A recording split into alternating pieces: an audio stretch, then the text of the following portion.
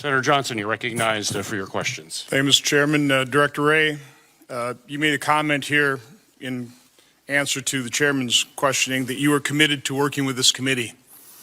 You'll excuse me if I find those words ring incredibly hollow. I had to subpoena you as chairman of this committee. I really didn't get anything. I've written repeated letters, either with no response whatsoever or a non-response response. It's one of the reasons, and I'm very grateful to all the whistleblowers that are coming forward to various committees, to various members, people of integrity within your organizations, blowing the whistle on the corruption at some of the highest levels of the FBI.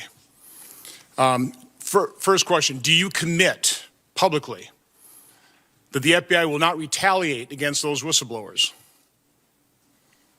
Senator, we will not retaliate against whistleblowers. I take the protections that are in law and regulation of whistleblowers extremely seriously. Good, we'll hold you to that. Okay, just like next. I take compliance with all of our other rules very seriously. Senator Grassley wrote you a letter on July 25th of 2020 in which he said that whistleblowers to his office reported that FBI officials initiated a scheme to downplay derogatory information on Hunter Biden for the purpose of shutting down investigatory activity related to his potential criminal exposure by labeling it, quote, disinformation. Boy, that's a familiar term. That scheme was hatched in August of 2020. Also included, he said, in August 2020, FBI supervisory intelligence analyst Brian Auten opened an assessment which was used by FBI headquarters team to improperly discredit negative Hunter Biden information as disinformation and cause investigative activity to cease. Have you responded to Senator Grassley's letter that he wrote over 3 months ago? Senator, I know there have been a whole slew of letters. I believe we've responded to a number of them, but sitting here right now, I can't tell you which ones we've responded to and which ones. Have you looked into those charges that there was a scheme hatched in August 2020 to downplay the derogatory information on Hunter Biden? Have you looked into that personally? We have, as we speak, a number of personnel matters that are underway, and for as reasons I'm sure you can appreciate, we can't discuss. Well, I know that's always your excuse. Matters. No, I got it. I understand how you remain above the law by using that excuse repeatedly. The reason I'm a little sensitive on August 2020 is that on August 6th, both Senator Grassley and I received an unsolicited briefing by members of the FBI, which I knew immediately was a setup. No new information whatsoever.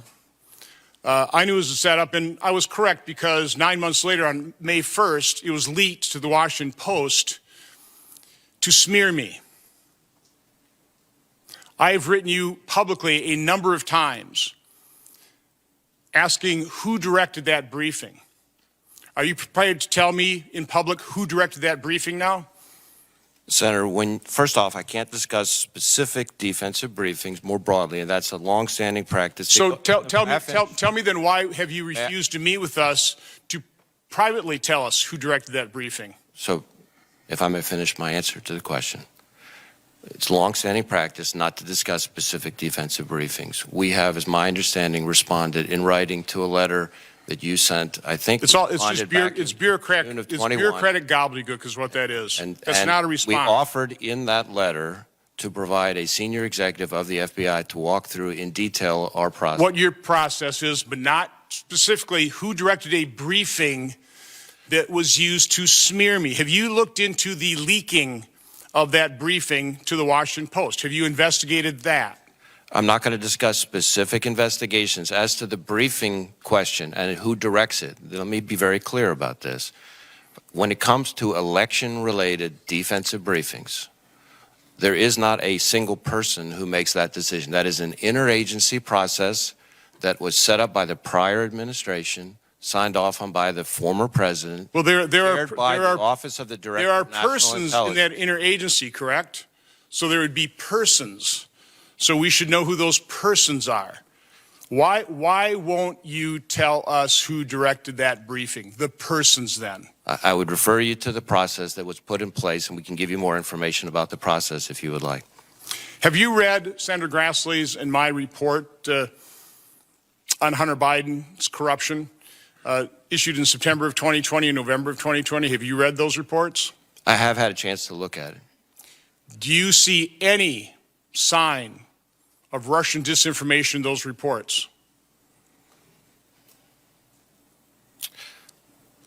That would be a hard question for me to answer. No, it's very easy. It's very easy. What I would say It's a very easy answer. There is no Russian disinformation. That report is completely clean of any interference of foreign influence, although we have been falsely accused, including by the chairman of this committee, of spreading Russian disinformation. Are you aware of the FBI having any involvement whatsoever in the October 19, 2020 public statement by 51 former intelligence officials? I'm not aware of any involvement by the FBI in what you're describing. The reason I ask is if it's true that in August of 2020, the FBI initiated a scheme to downplay derogatory information on Hunter Biden, it would seem like maybe part of that scheme would be to get intelligence officials to issue a letter that stated that the laptop had all the earmarks of a Russian information operation. That was totally false. We now know that the Hunter laptop is completely authentic. The point I'm trying to make here is the unsolicited briefing that was leaked in May of 2021 was used to smear me and interfered into the U.S. Senate election of November 2022. One of the whistleblowers to my committee has stated that the FBI was no longer going to interfere in the election, something to that effect. I can't find it right now and I'm running out of time. Oh, here it is. The FBI is, quote, not going to change the outcome of the election again. Well, the FBI certainly tried to by leaking, or somebody leaked that FBI briefing. Are you going to investigate that? Because that is the election interference. And let's face it, this letter by 51 intelligence officials, this interfered in the 2020 election to a far greater extent than anything Russia or China ever could have hoped to accomplish. You have to acknowledge that. It has to be investigated. I have no faith that you will do so.